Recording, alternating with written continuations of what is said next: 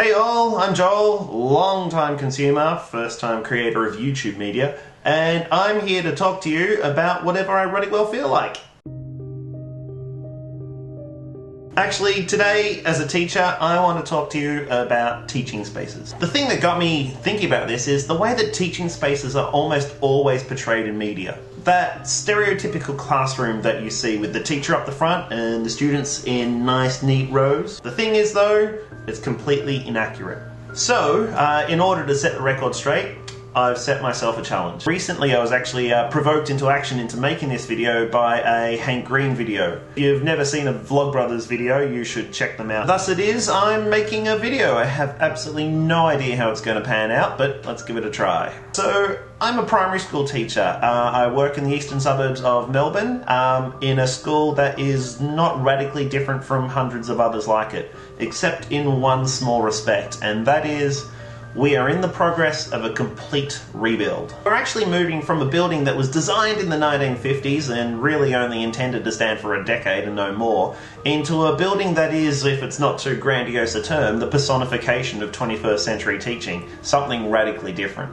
This video and anything I make hereafter is really just a way of me exploring the ideas that are really going to be front of mind when we move into that new teaching space. So the first thing I want to talk to you about today is Minecraft. If you don't know what Minecraft is, you should probably go check it out. But the chances are that if you're watching this video, you know what Minecraft is. That being said, you may not have heard of Minecraft EDU.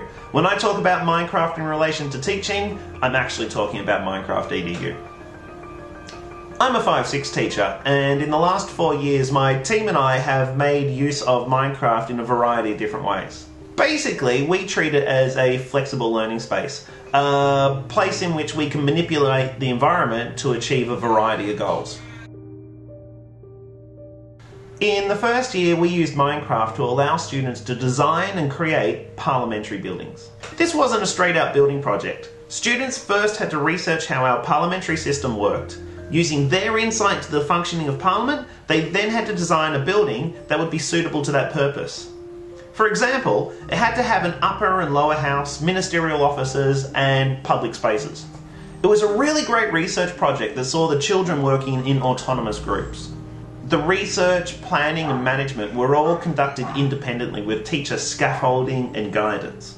I suppose it's worth mentioning at this point that while I might refer to the Minecraft buildings as being virtual, they were to the students real in a very meaningful way. These are kids that have grown up with virtual environments being part of their everyday world, in a way that no generation before them has. The next time we used Minecraft was a little bit more low-key. It was connected to a unit in which we were looking at measurement. We had students design learning spaces, meeting set targets for area, volume, height, and a variety of different learning purposes. What was fascinating is that in the real world at the time, myself and a few other teachers were part of a committee that were actually planning the rebuild. As such, some of the ideas that students came up with actually worked their way into the plans of our new school building. The following year we actually stepped it up a notch, and we co-opted the Minecraft world to explore the idea of sustainability. This was a mammoth unit in which the 5/6 students were separated into 5 different factions. Each faction controlled a finite resource: coal, wood, fire, water and food, and precious metals. Factions were then tasked with building a palace. Throughout the unit, students had work tasks to complete.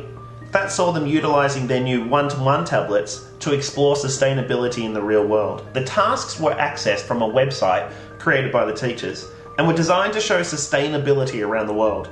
With each task they completed, they earned credits.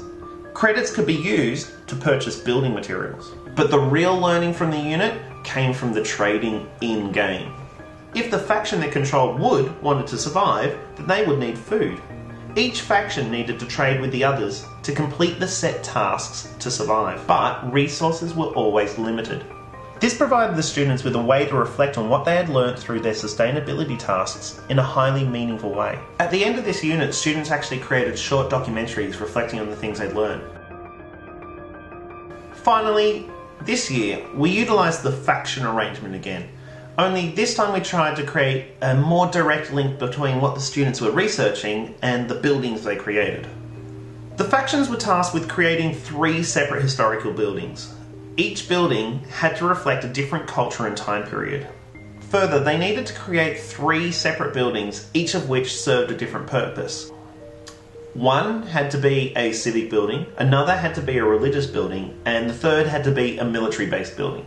Their research, this year again, was independent, although teacher guided. However, this time it was intended to give them the information they would need in order to recreate historical buildings. The results speak for themselves. Throughout each of these units, one thing has been clear, and that is that these activities work because they are meaningful to the students. These might seem like fanciful games to many of us, but they are very real, very intuitive workspaces for most of the children that we teach. So here's why I wanted to talk to you about this today. Teaching today is changing rapidly, but it's not just the techniques that are changing, it's also the spaces and the way in which we use spaces. In the real world, the physical spaces we teach in are very different to those portrayed in the media. And what's more, the use of virtual spaces is on the rise.